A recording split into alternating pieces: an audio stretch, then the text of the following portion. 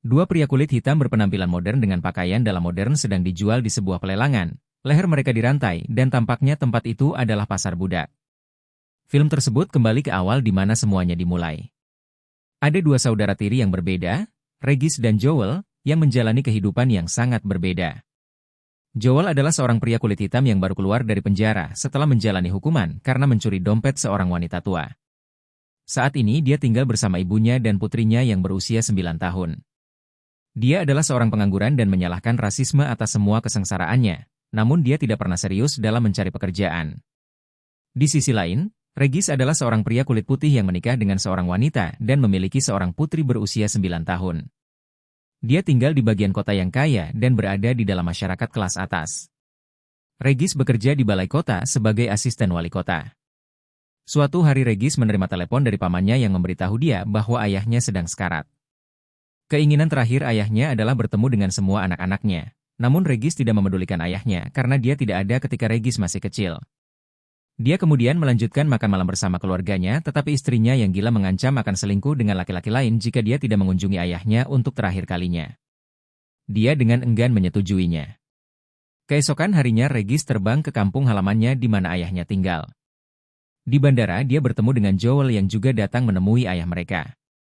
Mereka tidak berhubungan selama lebih dari 1 dekade lamanya, tetapi mereka mengesampingkan perbedaan mereka dan menaiki taksi bersama. Regis memberitahu Joel tentang kehidupan suksesnya sementara Joel berbohong untuk menutupi kegagalannya karena malu. Saat sampai di rumah ayah mereka diperkenalkan dengan bibi mereka dan beberapa saudara tirinya. Ternyata ayah mereka berkelana ke seluruh dunia dan menjalin hubungan dengan banyak wanita. Hal ini menjelaskan mengapa Joel dan Regis mempunyai warna kulit yang berbeda. Mata pria itu berbinar ketika dia melihat dua putra di hadapannya. Sebelum meninggal, dia memberitahu Regis dan Joel bahwa mereka akan mewarisi harta yang sangat besar.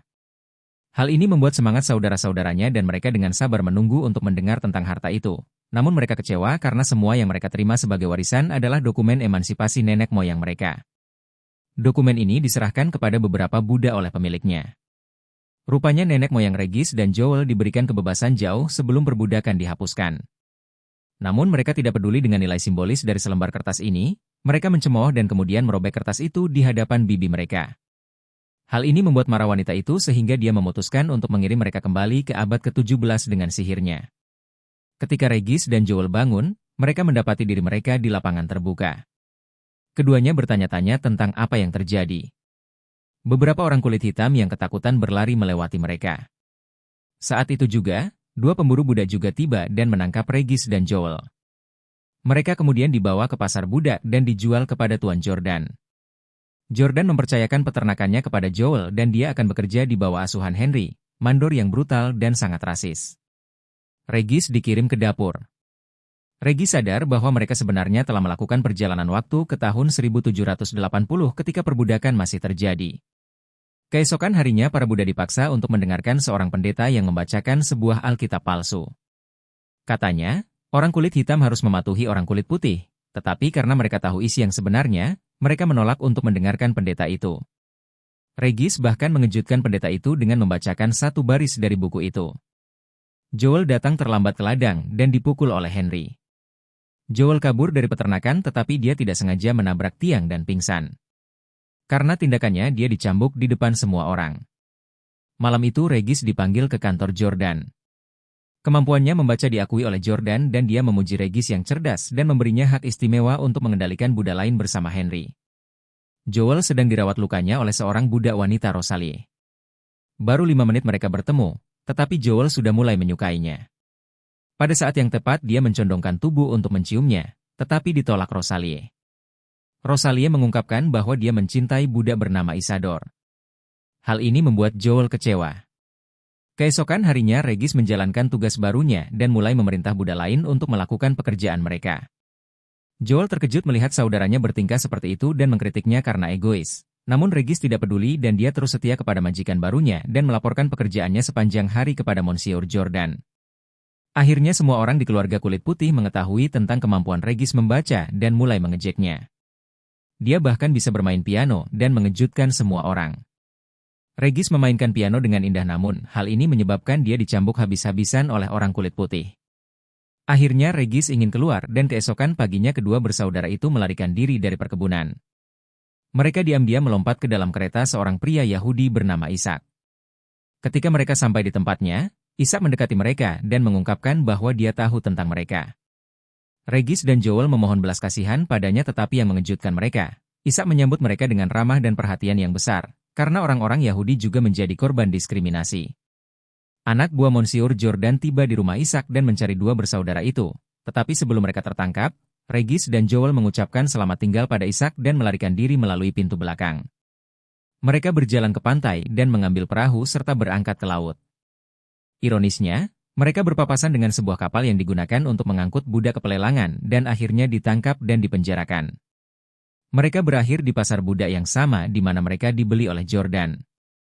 Untungnya dalam perjalanan kembali ke perkebunan, mereka diselamatkan oleh seorang suku Afrika yang menyebut diri mereka The Maroon. Orang-orang dari suku tersebut semuanya adalah Buddha sebelum mereka melarikan diri dari pemiliknya. Mereka disambut oleh suku tersebut dan mereka mulai bernyanyi bersama. Namun Regis menolak ketika suku Maroon membicarakan rencananya untuk membunuh orang kulit putih. Hal ini membuat mereka marah dan mereka dengan cepat menyerang Regis dan Joel, tetapi untungnya Regis dan Joel berhasil melarikan diri. Keesokan harinya mereka berada di tempat yang tidak diketahui. Mereka melihat bibi mereka yang membacakan mantra pada mereka, dan mereka segera menyadari bahwa dialah yang mengirim mereka ke masa lalu. Mereka memohon padanya untuk menghapus mantra tersebut dan menyebutkan bahwa mereka akan melakukan apa saja. Awalnya wanita tua itu menolak, tetapi ketika saudara laki-laki tersebut tetap memohon, dia memberi mereka petunjuk bahwa satu-satunya cara bagi mereka untuk kembali ke masa sekarang adalah dengan mencapai perkebunan lagi dan menyatukan kembali nenek moyang mereka, Isadore dan Rosalie. Dia juga meminta mereka untuk memperbaiki kesalahan tersebut tanpa menjelaskan yang harus mereka lakukan. Wanita itu meninggalkan pipa rokoknya dan meminta mereka untuk menghisapnya ketika mereka telah berhasil menyelesaikan misi mereka. Saat keduanya sedang bertukar pikiran tentang cara untuk mengatasi situasi tersebut, Joel tiba-tiba melihat Isidore sedang melakukan hubungan intim dengan pria lain. Dia juga merekam video kejadian tersebut di ponselnya dan menunjukkannya kepada Regis. Kedua bersaudara itu kemudian menjadi yakin bahwa Isadore adalah homoseksual dan mereka percaya bahwa ini adalah kesalahan yang seharusnya mereka perbaiki. Joel dan Regis kembali ke perkebunan.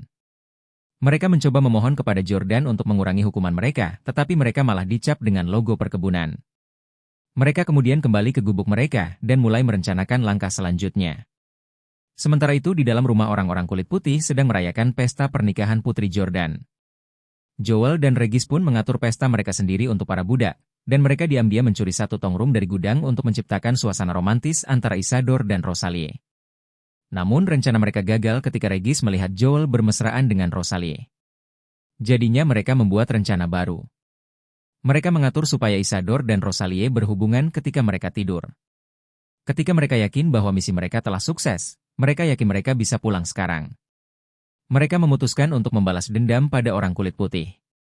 Mereka kemudian masuk rumah dengan membawa senjata di mana mereka mempermalukan semua orang.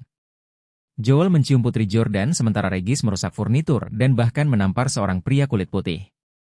Tiba-tiba Henry menerobos masuk ke dalam ruangan dengan pistol dan mengancam mereka. Regis dan Joel tidak takut karena mereka yakin bisa lolos ketika menyalakan pipa tersebut. Sayangnya, ketika mereka menghirup asapnya, tidak terjadi apa-apa. Dan tampaknya itu hanyalah pipa biasa. Akibat perbuatan itu, mereka dikurung dalam penjara dan akan dieksekusi keesokan harinya. Malam itu Regis dan Joel menjadi emosional dan mulai memikirkan pilihan hidup mereka. Regis berbicara tentang pernikahannya yang gagal, sementara Joe mengaku bahwa dia bangkrut dan menganggur. Setelah beberapa jam Henry datang dan membawa mereka ke lapangan di mana mereka akan dieksekusi. Waktu itu, putra Jordan, Victor, lari ke hutan karena dia tidak tahan menonton kekejian tersebut. Rosalie mengejarnya dan mengetahui bahwa dia telah jatuh ke sungai. Semua anggota keluarga panik dan lari ke tempat kejadian namun Isidore memanfaatkan kegemparan dan menyelamatkan Regis dan Joel serta memukul Henry. Dia menyuruh mereka untuk melarikan diri. Saat mereka kabur, mereka menemukan Victor yang terseret arus sungai. Tanpa berpikir panjang, keduanya melompat ke sungai untuk menyelamatkan Victor. Tetapi Joel tidak bisa berenang, sehingga Regis harus bekerja lebih keras untuk menyelamatkan mereka. Jordan berterima kasih kepada mereka karena telah menyelamatkan nyawa putranya. Jordan membebaskan mereka, dan memberi mereka dokumen emansipasi yang sama yang diberikan kepada mereka oleh mendiang ayah mereka. Namun Regis meminta Jordan untuk membebaskan Isidore dan Rosalie, serta memberikan surat itu. Alih-alih menerima kebebasan dan penghargaan yang mereka minta kepada Jordan untuk membebaskan Isidore dan Rosalie dan memberikan mereka dokumen tersebut. Jordan menganggap permintaan itu aneh tetapi dia menuruti mereka.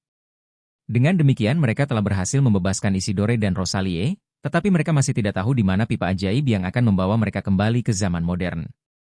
Seiring berjalannya waktu, mereka mulai menerima bahwa mereka mungkin tidak akan pernah kembali ke zaman mereka. Isidore dan Rosalie mengucapkan selamat tinggal kepada mereka dan meninggalkan perkebunan dengan membawa dokumen tersebut. Mereka menyaksikan mereka pergi dari jauh sementara Henry mendekati mereka dan memerintahkan mereka untuk kembali bekerja. Dia kemudian mengeluarkan pipanya dan mulai merokok. Ketika dia mengganggu mereka dengan meniupkan asap ke wajah mereka, mereka tiba-tiba menghilang dan membuat Henry terkejut. Rupanya Henry telah mengganti pipa ajaib mereka sebelumnya. Akhirnya mereka kembali ke masa sekarang dan melihat bibi mereka memegang dokumen asli di tangannya. Regis dan Joel menjadi lega. Beberapa bulan berlalu, Joel telah mendapat pekerjaan di konstruksi di mana dia masih mengeluh tentang gajinya yang sedikit. Sementara itu, Regis kembali bekerja di balai kota. Suatu hari, ketika dia akan pulang, dia bertemu dengan wali kota yang melontarkan lelucon rasis.